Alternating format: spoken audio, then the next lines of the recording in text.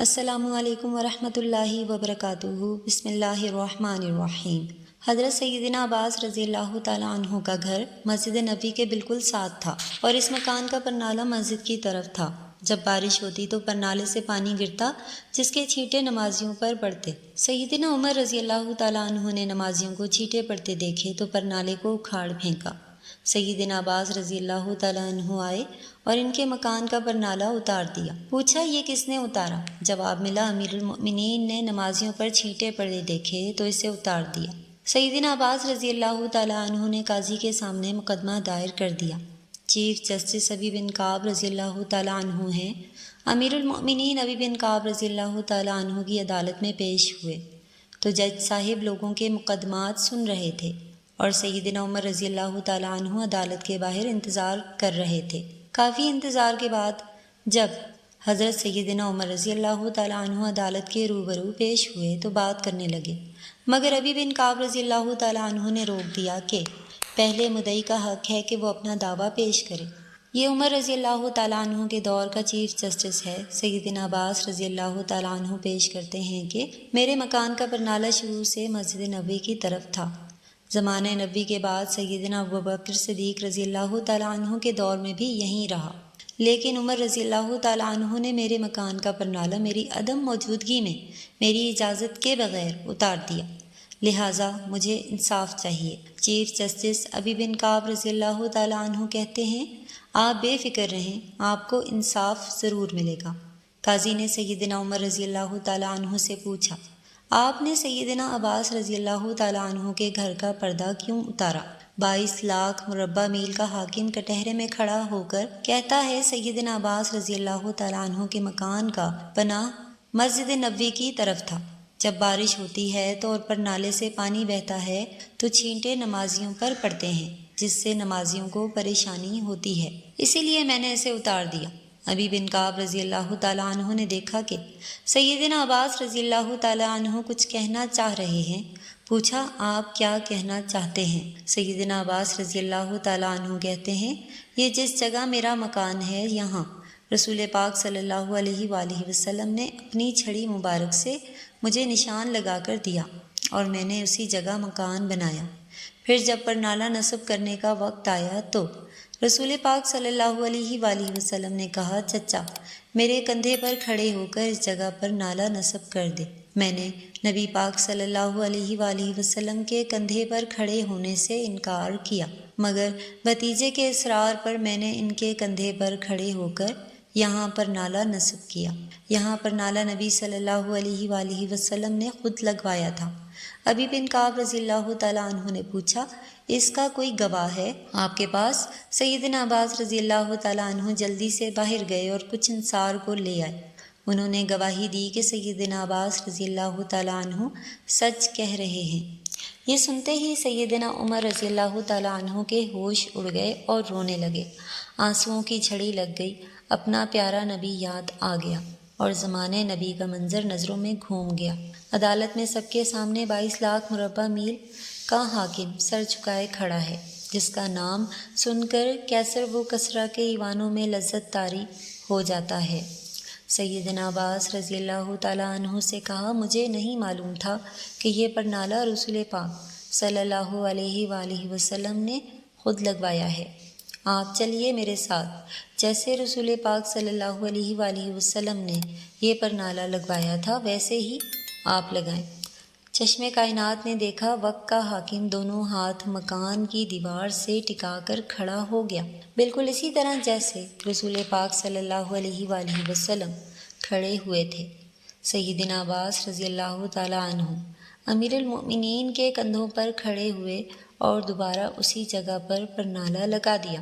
وقت کے حاکم کا یہ سلوک دیکھ کر سیدنا عباس رضی اللہ تعالیٰ عنہ نے مکان مسجد نبوی کو وقف کر دیا۔ سبحان اللہ۔ ایک اور ایمان افروز واقعہ سنیں۔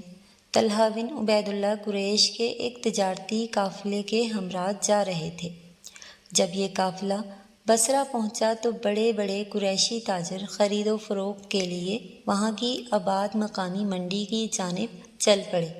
طلحہ ابھی نوعمر تھے اور میدان تجارت میں نوخیز، لیکن بلا کی ذہانت اور بصیرت کی وجہ سے یہ میدان تجارت میں کامیابی و کامرانی سے ہمکنار ہونے کی مکمل صلاحیت رکھتے تھے۔ طلحہ صبح و شام اس منڈی میں جایا کرتے تھے جہاں ہر جگہ سے آنے والے تاجروں کا ہجوم رہتا تھا، رش رہتا تھا۔ اس سفر میں انہیں ایک ایسا واقعہ پیش آیا جس نے اس کی زندگی کا رخ ہی بدل دیا۔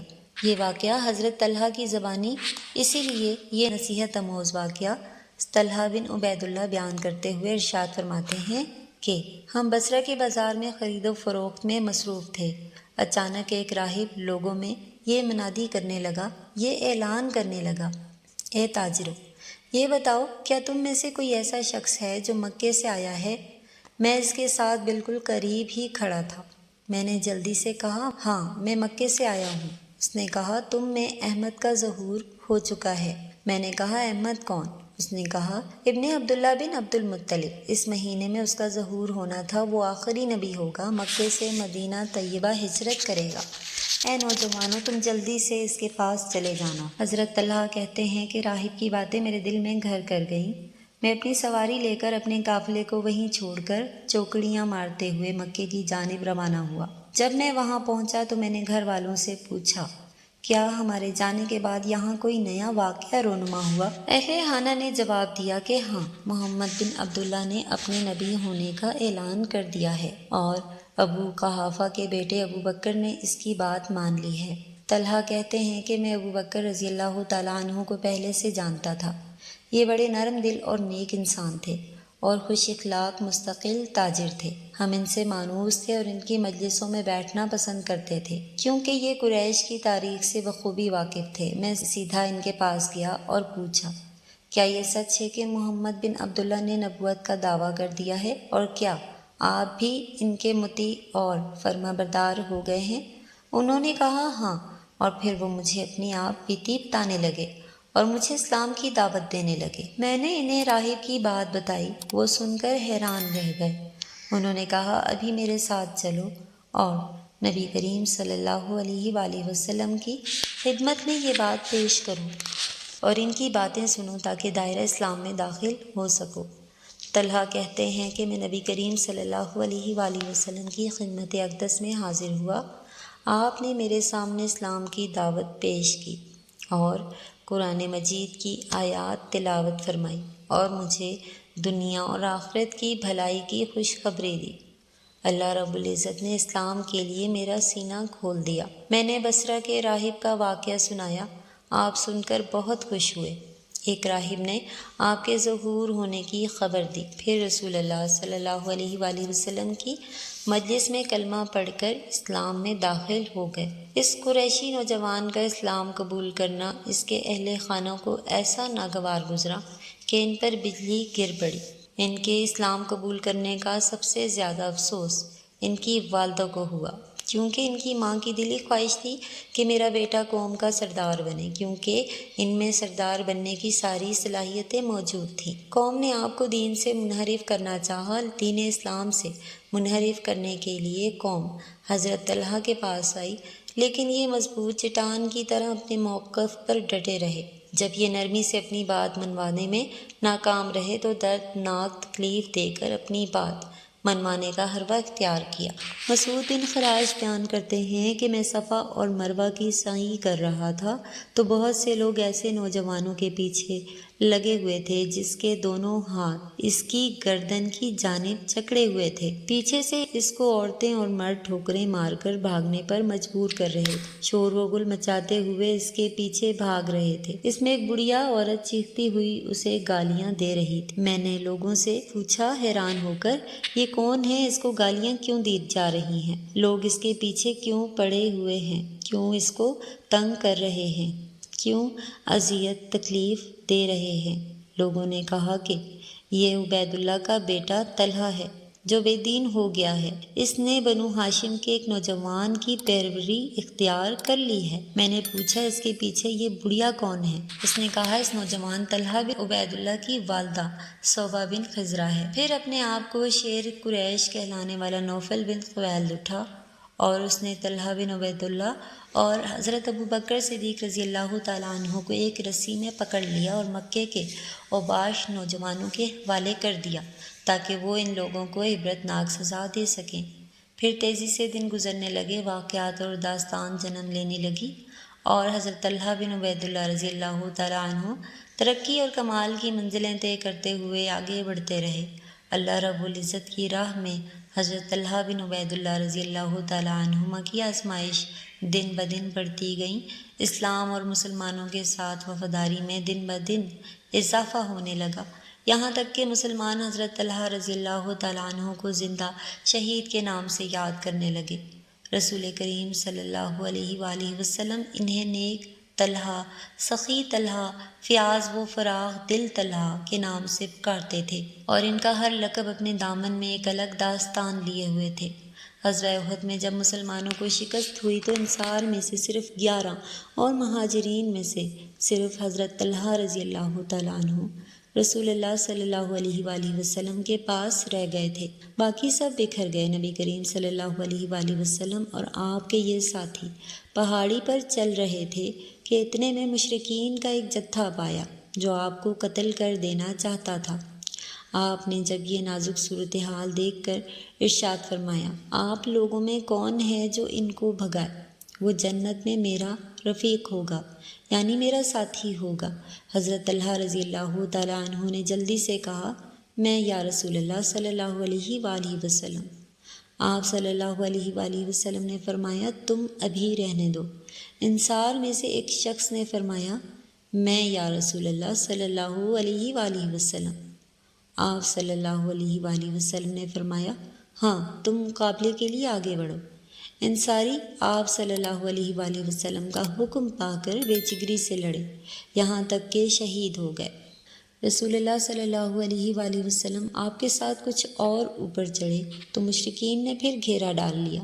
آپ صلی اللہ علیہ وآلہ وسلم نے ارشاد فرمایا، ان کا مقابلہ کون کرے گا؟ حضرت طلحہ رضی اللہ تعالیٰ عنہ نے فرمایا، میں یا رسول اللہ صلی اللہ علیہ وآلہ وسلم۔ آپ نے ارشاد فرمایا، نہیں، تم ابھی نہیں۔ پھر انصار میں سے ایک شخص بولا، میں یا رسول اللہ صلی اللہ علیہ وآلہ وسلم۔ آپ نے فرمایا، ہاں، تم مقابلے کے لیے آگے بڑھو۔ چنانچہ وہ انصاری صحابی آگے بڑھے اور جام شہادت نوش فرمایا۔ رسول اللہ صلی اللہ علیہ وآلہ وسلم مسلسل پہاڑی پر چڑھتے گئے اور مشرکین بھی مسلسل آپ صلی اللہ علیہ وآلہ وسلم کے پیچھے رہے، یہاں تک کہ تمام انصاری صحابی جام شہادت نوش فرما گئے اور آخر میں صرف حضرت طلحہ رضی اللہ تعالیٰ عنہ رہ گئے۔ آپ نے حضرت طلحہ رضی اللہ تعالیٰ عنہ کو مشرکین کا مقابلہ کرنے کی اجازت دی۔ اس وقت صورتحال یہ تھی کہ نبی کریم صلی اللہ علیہ وآلہ وسلم کے دندان مبارک شہید ہو چکے تھے، آپ کی پیشانی خون آلودہ تھی، ہونٹوں پر گہرے زخم آ چکے تھے، خون آپ کے چہرے مبارک پر بہہ رہا تھا، تھکاوٹ اور زخموں سے آپ نڈھال ہو چکے تھے۔ حضرت طلحہ رضی اللہ تعالیٰ عنہ مشرکین پر زوردار حملہ کرتے اور انہیں پیچھے ڈھکیلنے میں کامیاب ہو جاتے اور تیزی سے نبی کریم صلی اللہ علیہ وآلہ وسلم کی جانب بڑھتے، آپ کو سہارا دیتے اور اوپر کی جانب چڑھے، پھر آپ کو چٹان کی اوٹ میں بٹھا کر مشرکین پر نئے سرے سے حملہ آور ہوتے ہیں۔ مسلسل ایسا ہی چلتا رہا، یہاں تک کہ یہ مشرکین کو وہاں سے بھگانے میں کامیاب ہو گئے۔ حضرت ابوبکر صدیق رضی اللہ تعالیٰ عنہ فرماتے ہیں، میں اور ابو عبیدہ بن جراح رضی اللہ تعالیٰ عنہ نے نبی کریم صلی اللہ علیہ وآلہ وسلم سے کافی فاصلے پر تھے۔ جب ہم وہاں پہنچ کر آپ کی مرہم پٹی کرنے لگے تو آپ نے فرمایا کہ مجھے چھوڑ دو، اپنے ساتھی طلحہ کی خبر لو۔ حضرت طلحہ رضی اللہ تعالیٰ عنہ کے جسم سے خون بہہ رہا تھا، ان کے جسم پر 70 سے زیادہ نیزوں اور تلواروں کے زخم آ گئے تھے، ایک ہاتھ بھی کٹ چکا تھا، بے ہوش ہو کر ایک گھڑے میں گر چکے تھے۔ اس واقعے کے بعد نبی کریم صلی اللہ علیہ وآلہ وسلم فرمایا کرتے تھے، اگر کسی کو زندہ شہید دیکھنا ہے تو حضرت طلحہ رضی اللہ تعالیٰ عنہ کو دیکھ لے۔ حضرت ابوبکر صدیق رضی اللہ تعالیٰ عنہ فرماتے ہیں کہ احد کی لڑائی تو در حقیقت طلحہ رضی اللہ تعالیٰ عنہ ہی نے لڑی تھی، یہ آپ کو زندہ شہید لقب ملنے کی داستان ہے۔ جہاں تک طلحہ الخیر اور نیک دل طلحہ، سخی طلحہ ہونے کا تعلق ہے تو اس کے ضمن میں یہ واقعہ سماعت فرمائیں۔ حضرت طلحہ رضی اللہ تعالیٰ عنہ بہت بڑے تاجر تھے۔ ایک مرتبہ ان کے پاس خضر موت سے 7 لاکھ درہم آئے اور یہ رات انہوں نے نہایت ہی غم و غضن و ملال میں گزاری۔ آپ کی بیوی ام کلثوم بنت ابی بکر صدیق رضی اللہ تعالیٰ عنہ نے پوچھا، میرے سر کے تاج کیا بات ہے؟ کیا مجھ سے کوئی ایسی بات ہو گئی ہے جو آپ کو ناگوار گزری ہو؟ فرمانے لگے، نہیں، آپ تو بہت فرمانبردار اور نیک بیوی ہو۔ میں رات بھر یہ سوچتا رہا کہ وہ شخص اپنے رب کو کیا منہ دکھائے گا جو اپنے گھر میں اس حال میں رات گزار رہا ہو کہ اس کے پاس کثیر مقدار میں، بہت زیادہ مقدار میں مال و دولت موجود ہے۔ بیوی نے کہا، بھلا یہ کون سی غم کی بات ہے؟ آپ کی قوم اور دوست احباب میں بہت سے ضرورت مند لوگ ہیں، صبح ہوتے ہی یہ مال ان میں تقسیم کر دیجیے گا۔ اور یہ تجویز سن کر وہ بہت خوش ہو گئے اور اپنی بیوی کو دعائیں دینے لگے۔ جب صبح ہوئی تو تمام مال تھیلیوں میں رکھا اور تمام مہاجر و انصار فقراء میں تقسیم کر دیا۔ حضرت طلحہ رضی اللہ تعالیٰ عنہ کو خیر وجود کا لقب مبارک جو آپ کو اللہ کے نبی صلی اللہ علیہ وآلہ وسلم نے دیا تھا، اللہ رب العزت ان سے راضی ہو اور ان کی قبر کو منور کرے۔ ایک اور سبق آموز واقعہ سنیں۔ مکہ مکرمہ میں ایک عورت تھی، اس کو اپنے حسن پر بڑا ناز تھا اور وہ ایک مرتبہ نہانے کے بعد کپڑے بدل کر اپنے بال سنوار رہی تھی۔ آئینے کے سامنے کھڑی تھی اور اپنے آپ پر بہت فریفتہ تھی کہ میں بڑی حور پری ہوں، بہت خوبصورت۔ خامن کو جب یہ دیکھا تو اس نے بڑے لال نخرے سے بات کی کہ کوئی ایسا مرد جو اب مجھے دیکھے اور میری تمنا نہ کرے۔ تو خامن نے کہا، ہاں ہے، عبید بن عمیر رحمۃ اللہ علیہ، یہ مسجد نبی صلی اللہ علیہ وآلہ وسلم میں مدرس اور خطیب تھے۔ تو میاں بیوی کا تعلق عجیب سا ہوتا ہے۔ آگے سے کہنے لگی، تو دے مجھے اجازت، میں تجھے دکھاتی ہوں پھسلتا کیسے ہے۔ اس نے کہا، ٹھیک ہے، میں اجازت دیتا ہوں۔ عورت کو اجازت مل گئی اور وہ نکلی، پھر مسجد نبی کے دروازے پر آ کر کھڑی ہو گئی۔ اب جب مولانا عبید بن عمیر رحمۃ اللہ مسجد نبی صلی اللہ علیہ وآلہ وسلم سے باہر نکلے تو عورت نے پہلے ہی اس طریقے سے بات کہی جیسے کوئی مسئلہ پوچھنے کے لیے کرے۔ تو مولانا کھڑے ہو گئے۔ اس دوران اس نے اپنے چہرے سے نقاب کو ہٹا دیا۔ اس کا خیال یہ تھا کہ جب وہ میرے حسن و جمال کو دیکھیں گے تو وہ فریفتہ ہو جائیں گے۔ جیسے ہی انہوں نے ایسا کیا تو انہوں نے نظر ہٹا دی اور کہا، دیکھو، تم ایسے کام کے بارے میں سوچتی ہو جس سے دنیا میں بھی ذلت ملے گی اور آخرت میں بھی ذلت ملے گی۔ ابھی الفاظ ان کے منہ سے اتنے درد سے نکلے تو وہ شرما گئے اور واپس آ گئے۔ نیک دل شوہر نے پوچھا، کیا بنا؟ کہنے لگی، کیا مرد ہی نیک ہوتے ہیں؟ عورتیں نیک نہیں ہو سکتی؟ میں بھی نیک بنوں گی۔ اس کی زندگی بدل گئی۔ اس کے بعد روز وہ خاوند سے پوچھتی، عشاء کے وقت کہ تمہیں میری ضرورت ہے؟ اگر کہتا ہاں تو وقت خاوند کے ساتھ گزارتی، اور اگر وہ کہتا نہیں تو جبہ پہن لیتی اور ساری رات مصلے پر اللہ کی عبادت کرتی۔ اس کا خاوند کہا کرتا تھا، پتہ نہیں عبید بن عمیر نے ایک فقرہ بول کر میری بیوی کو نیک کیسے بنا دیا۔ شکار کرنے کو آئے، شکار ہو کر چلے۔ یہ کیفیتیں ان کی اس لیے تھیں کہ پروردگار عالم نے ان کے دلوں میں ایک اثر ڈالا ہوا تھا، ایمان کامل ان کے دلوں میں تھا۔ اللہ تعالی ہمیں اس واقعے سے عبرت حاصل کرنے، اپنے دین پر ثابت قدم رہنے اور صحابہ کرام اہل بیت اطہار رضی اللہ تعالیٰ عنہ کی سچی محبت نصیب فرمائے، آمین۔ اگر آپ کو یہ ویڈیو پسند آئی ہو تو اسے شیئر کریں اور مزید مستند اسلامی واقعات سننے کے لیے ہمارے چینل کو سبسکرائب کرنا نہ بھولیں۔ کمنٹ میں ایک بار صلی اللہ علیہ وآلہ وسلم ضرور ٹائپ کریں۔ شکریہ۔ اللہ حافظ۔